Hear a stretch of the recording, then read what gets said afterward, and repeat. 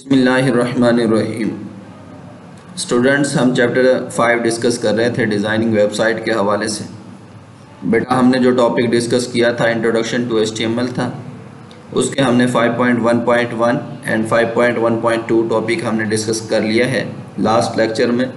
आज जो हमारा बेटा टॉपिक है identifying the tags used to mark up HTML elements, and second जो टॉपिक हम डिस्कस करेंगे वो 5.1.4 है attributes in HTML tags। 5.1.3 identifying the tags used to mark up HTML elements। इसमें बेटा दो टैग यूज होंगे, pair tag and singular tag. ये टाइप्स ऑफ टैग्स हैं। पेयर टैग का मतलब यह है कि उनका स्टार्ट और एंड दोनों ही पॉइंट होंगे, स्टार्टिंग पॉइंट और एंडिंग पॉइंट, और दरमियान में उनका कंटेंट्स लिखा जाता है जो भी होगा। और सिंगुलर टैग का मतलब यह है सिर्फ आप सिंगुलर टैग में एक ही पॉइंट रखेंगे, स्टार्टिंग पॉइंट, यानी कि उसमें स्लैश जैसे यूज़ करके एंडिंग पॉइंट लिखा जाता है वो नहीं लिखा जाएगा।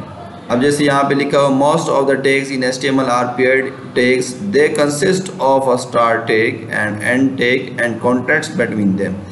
अब ये यहाँ पे टैग नेम, यहाँ पे उसका नाम आएगा, जैसे पैराग्राफ के लिए P है, और यहाँ पे उसका एंडिंग टैग होगा जैसे स्लैश P, और दरमियान में कंटेंट जो भी आप लिखना चाहते हैं पैराग्राफ में।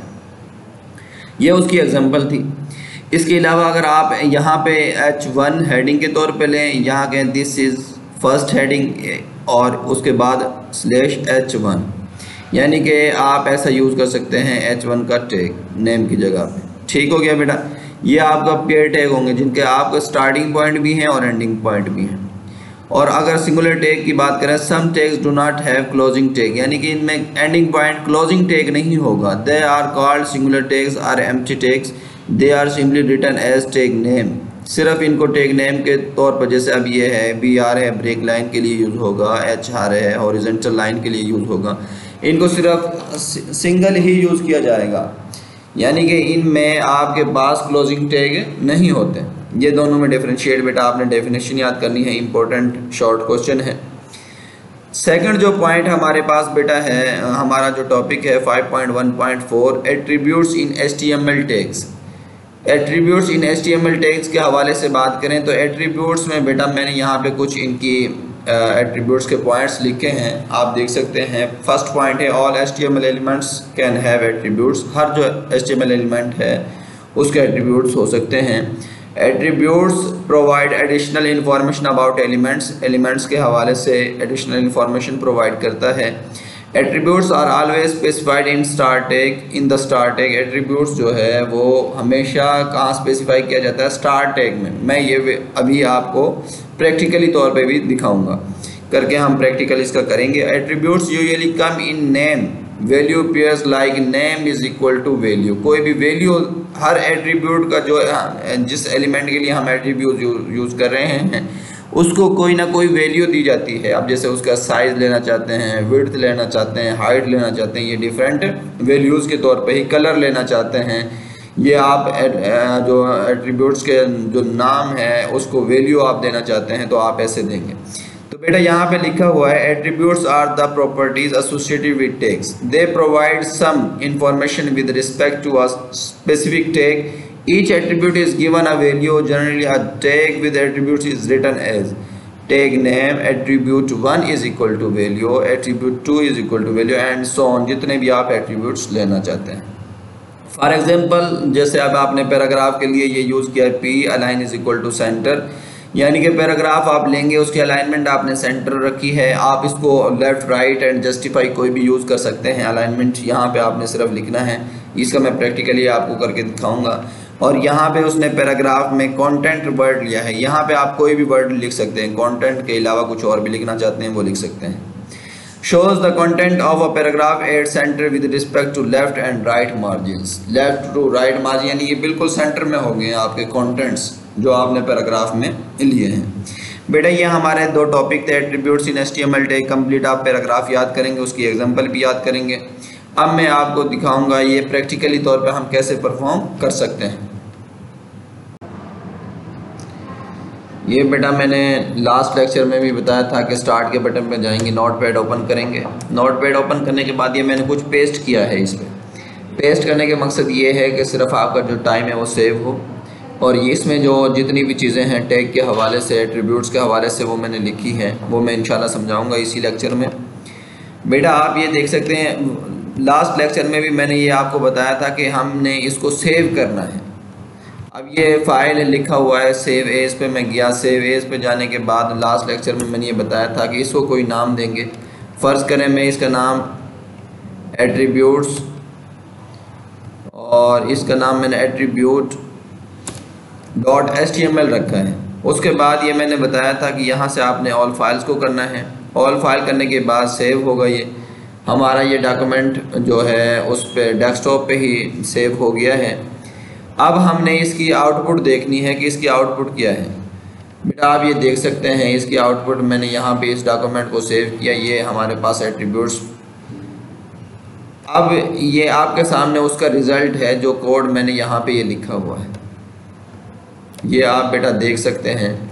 यहाँ से इसके हवाले से मैं बात कर चुका हूँ, डॉक्यूमेंट टाइप के हवाले से HTML body P align centre, यानी कि जो आपने एक पैराग्राफ लिया है ना उसको सेंटर अलाइन किया है, अलाइनमेंट सेंटर। ये आपका कंटेंट उसका नाम दिया है सेंटर, बिल्कुल आपका ये पैराग्राफ शो हो रहा है, ठीक है।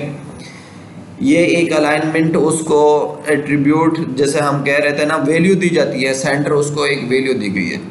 उसके अलावा सेकंड जो पॉइंट है S2 हेडिंग के तौर पे लिया है स्टाइल एट्रीब्यूट्स, स्टाइल एट्रीब्यूट लिखा हुआ है। नेक्स्ट आपने पैराग्राफ लिया है, उसका कलर रेड लिया है, वैल्यू उसकी रेड दी है, एट्रीब्यूट जो उसका वैल्यू हमने ली है।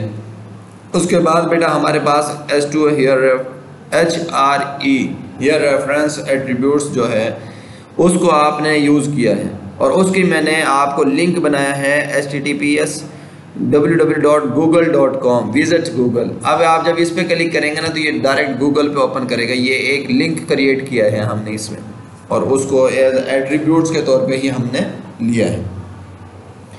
बेटा अभी इसको हम इस जो हमारा ये कोड है ना इसको हम चेंज करके या इसमें थोड़ा बहुत मॉडिफाई करके हम इसको एग्जीक्यूट करते हैं। अब जैसे हमारे पास ये रिज़ल्ट है, यहाँ कंटेंट कहाँ पे आ रहे हैं, सेंटर में आ रहे हैं। तो मैं इसको अगर मैं इसको कर दूं लेफ्ट करने के बाद इसको सेव करेंगे। सेव करने के बाद यहाँ से बेटा इसको रिफ्रेश करेंगे, आप देख सकते हैं ये लेफ्ट साइड पे आ गया। अलाइनमेंट्स आपने सेट करनी होती है, अलाइनमेंट्स लेफ्ट राइट और सेंटर और जस्टिफाई आप कर सकते हैं, ये अलाइनमेंट्स होंगी। अगर इसको आप राइट साइड पे लेके जाना चाहते हैं तो वो राइट साइड पे भी आप लेके जा सकते हैं, सिर्फ यहाँ पे आपने इसको वैल्यू देनी है। इसको सेव करना है, सेव करने के बाद आप इसको राइट साइड पे भी लेके जा सकते हैं। बेटा उसके अलावा जो है आप ये देख सकते हैं आपने हेडिंग ली है H1, हेडिंग H1 यहाँ पे दो जो लिखा हुआ है स्टाइल एट्रीब्यूट्स ये। अब मैं इसकी हेडिंग का साइज़ चेंज करता हूँ, H6 कर देता हूँ, और यहाँ पे मैं इसका साइज़ H6 कर देता हूँ। स्टार्टिंग और एंडिंग जो टैग आपने पढ़े हैं, अब यहाँ पे इसका ओपनिंग टैग भी है और ये क्लोजिंग टैग भी है। अब हम इसके अलावा जो सिंगुलर टैग है उनके हवाले से भी बात करेंगे। इसको मैंने बेटा सेव किया और आप देख सकते हैं जो आपकी हेडिंग का साइज़ वो क्या हो गया, कम हो गया है, ठीक हो गया। इस तरह आप चेंज कर सकते हैं। यहाँ से आप इसका जो कलर है ज़रूरी नहीं है ये रेड आप ही लें, आप इसका कलर ग्रीन भी ले सकते हैं, कोई और कलर लेना चाहते हैं वो भी ले सकते हैं। मैंने सेव किया और सेव करने के बाद आप देख सकते हैं इसका साइज़ कलर चेंज हो गया है। बेटा उसके अलावा जो है आपके पास ये रेफरेंस, इसके हवाले से मैं बात करूँ, ये मैंने एक लिंक क्रिएट किया है, आप देख सकते हैं यहाँ पे कंप्लीट ये वही जो आपने यूज़ किया है पैराग्राफ में वो वैसे ही लिखा हुआ है। और उसके अलावा जो हमने लिंक क्रिएट किया और लिखा विजिट गूगल, गूगल पे आपने विजिट करना है, तो लिंक ये है www.google.com। वो डायरेक्ट वहाँ पे हमको जब हम इस पर क्लिक करें तो हमें वो गूगल ओपन करके दे। तो आप देख सकते हैं बेटा मैं इस पर क्लिक करता हूँ तो ये हमें डायरेक्ट कहाँ पे लेके जाएगा, गूगल पे हमें ये लेके जाएगा। ये नेट स्लो होने की वजह से इसकी स्पीड कम है, तो आप वैसे अपने कंप्यूटर पे अगर ओपन करके देखेंगे इसी कोड को तो ऐसे ही ये गूगल को एक्सेस करेगा, ठीक है बेटा। आप देख सकते हैं ये स्क्रीन पे। उसके बाद बेटा जो है बैक में आता हूँ, और उसके बाद जो हम यहाँ पे मैंने कहा कि अभी हम जो हॉरिजॉन्टल लाइन है ये एक सिंगुलर टैग इसको यूज़ करते हैं। कंट्रोल एस करता हूँ बेटा और इसको रिफ़्रेश करता हूँ तो आप देख सकते हैं हॉरिजॉन्टल एक लाइन आपके पेज पे क्रिएट हो गई। उसके अलावा आपने एक और जो सिंगुलर टैग पढ़ा था वो BR टैग था। अगर मैं BR टैग को यहाँ पे यूज़ करूँ, BR टैग यहाँ पे यूज़ करता हूँ तो बेटा कंट्रोल एस करने के बाद मैं इसको रिफ़्रेश करूँगा तो वो ख़त्म हो गया। लेकिन यहाँ पे आप देख सकते हैं लाइनों का जो स्पेस है ना वो क्रिएट हो गया है।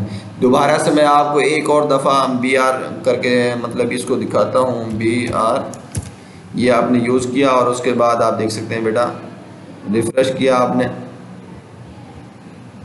रिफ़्रेश करने के बाद फ़र्ज़ करें मैंने यहाँ पे यूज़ किया है कंट्रोल एस बेटा लाजमी करें, लास्ट में कंट्रोल एस करना मैं भूल गया। आप देख सकते हैं अब मैंने कंट्रोल एस किया है तो यहाँ पे क्रिएट हो गई है BR ब्रेक लाइन, यानी कि स्पेस आ गई है उसमें। ठीक हो गया बेटा।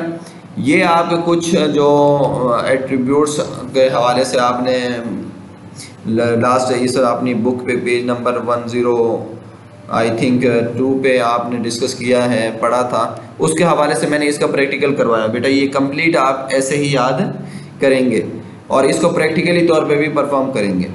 और यहाँ पे मैंने ये जो गूगल के हवाले से इसको भी आप याद रखेंगे और जो सिंगुलर टैग और जो है आपने पढ़ी हैं पेयर टैग के हवाले से डेफिनेशन उनको भी याद रखेंगे और उनकी एग्जांपल्स को ऐसे ही याद रखेंगे किस तरह वो एग्जीक्यूशन के बाद आपको आउटपुट देते हैं।